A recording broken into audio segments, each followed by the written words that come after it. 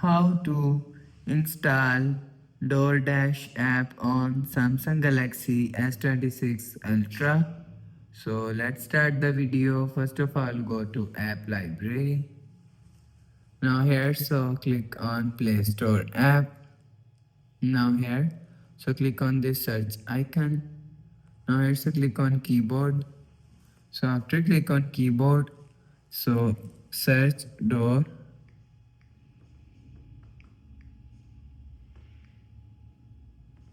You will see DoorDash is here, so click on DoorDash. So if you want to install DoorDash, so click on install. So after click on install, you will see DoorDash app is installed according to your internet connection.